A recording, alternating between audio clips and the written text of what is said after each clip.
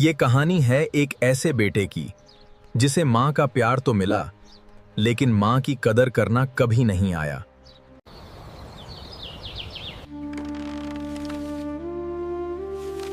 मेरी दुआ हमेशा उसके साथ रहेगी। असद बेटा चलो नाश्ता कर लो। अम्मी प्लीज आप मुझे हर वक्त परेशान ना किया करें। मेरा मन नहीं है अभी नाश्ता करने का। दूसरी तरफ कॉल आती है हानिया की और कहती है कि देखना कि अब मैं क्या करती हूँ। इस घर को मैं पूरी तरह से बांट दूंगी, अब मेरा ही राज चलेगा। हानिया इधर आकर अपने सासू माँ से कहती है कि आपके तौर तरीके पुराने हो गए हैं, प्लीज आप किचन में इतना मत आया करिए, हमें पसंद नहीं आता। इनकी पड़ोसन कहती है कि आजकल के बच्चों को पता नहीं क्या हो गया है, हमें भाव ही नहीं देते हैं, हमने उन्हें किस तरह से पाला है ये उनको ख्याल भी नहीं आता। इधर ये अपने असद के बचपन को याद करती हैं कि मैंने क्या सोचा था कि मेरा बच्चा बड़ा होकर के बहुत ही अच्छा आदमी बनेगा, अमीर बनेगा। इधर हानिया कहती है कि देखो आमिर, बहुत हो गया असद, तुम्हें ना अलग घर ले लेना चाहिए, हमें प्राइवेसी नहीं मिलती है। असद कहता है अच्छा है। इस तरफ जब ये बात पहुंच जाती है उनकी माँ तक, रोने लगती हैं और कहती हैं कि इन्हें क्या पता कि इनके बाबा को मैंने जुबान दी है कि मैं इस घर को संभाल कर रखूंगी और उनका बेटा असद कभी हमसे दूर नहीं जाएगा। जब ये खबर यहाँ तक जाती है तो समझाती भी हैं, लेकिन लास्ट में कहती हैं कि ठीक है, जा रहे हो तो जाओ, लेकिन हमेशा खुश रहना।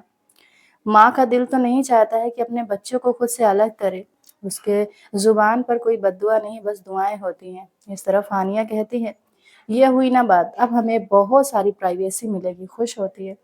लेकिन असद बहुत घबराया है, अंदर से परेशान है कि वो क्या करे। लेकिन एक दिन ऐसा कुछ होता है कि असद का मन बहुत ज़्यादा बेचैन होता है। ऑफिस से कॉल आती है कि तुम्हें हमने जॉब से निकाल दिया है, हमारी कंपनी ने काफ़ी ज़्यादा लॉस किया है, वो भी तुम्हारी वजह से। प्रॉब्लम इतनी ज़्यादा बढ़ जाती है कि यहाँ पर हानिया के झगड़े कम नहीं होते हैं। हानिया ऐसी लड़की है कि उससे बस ऐशो आराम की ज़िंदगी चाहिए। कहती है मैं इस गरीबी में 1 मिनट नहीं रह सकती हूँ, मैं अपने मायके जा रही हूँ। असद परेशान हो जाता है और कहता है तुम्हारे कहने पर मैंने अपनी अम्मी का घर छोड़ा, जिन्होंने मुझे बचपन से पाल पोस कर इतना बड़ा किया। इधर इनकी अम्मी की तबीयत इतनी ख़राब होती है कि पड़ोसन कहती हैं कि आप प्लीज़ अपने बच्चों को बुला लो, उन्हें तो आप दुआएं ही देती रहती हैं ना। फाइनली मना करने के बाद भी उनकी बगल वाली आंटी ने एक खत भेज दिया। जैसे खत को पढ़ते हैं असद, कहते हैं कि अम्मी, आप इतनी तकलीफ में हैं और आपने हमें एक कॉल तक नहीं किया। इतने पुराने बक्से में जो वसीयत आप छोड़ कर जा रही हैं, मैं ये ज़रूर आप तक लेकर आऊँगा। डरते हुए आमिर आ जाता है और कहता है कि क्या हुआ, प्लीज़ हमें माफ़ कर दीजिए अम्मी। इधर इनकी अम्मी कहती हैं कि बेटा, आमिर नाम तुमने अपनी मर्जी से रख लिया, लेकिन तुम मेरे लिए अभी भी वही छोटे असद हो। जाने दो, गलतियां बच्चों से ही होती हैं, इन दोनों के बीच में सब कुछ सही हो जाता है। लेकिन इस तरफ हानिया परेशान होती है। उसे भी फाइनली एहसास होता है कि अपने माँ बाप को, बुजुर्गों को तकलीफ देकर कोई खुश नहीं रह सकता। बिजनेस भी गया, जॉब भी गई, साथ में घर भी गया।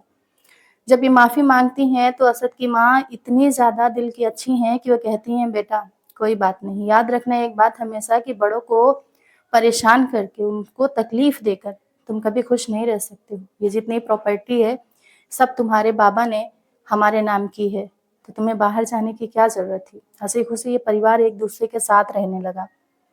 मोरल ऑफ द स्टोरी कि कभी भी अपने माँ बाप को तनहा ना छोड़ें। उन्होंने आपको पालने पोसने बड़ा करने के लिए क्या कुछ नहीं किया।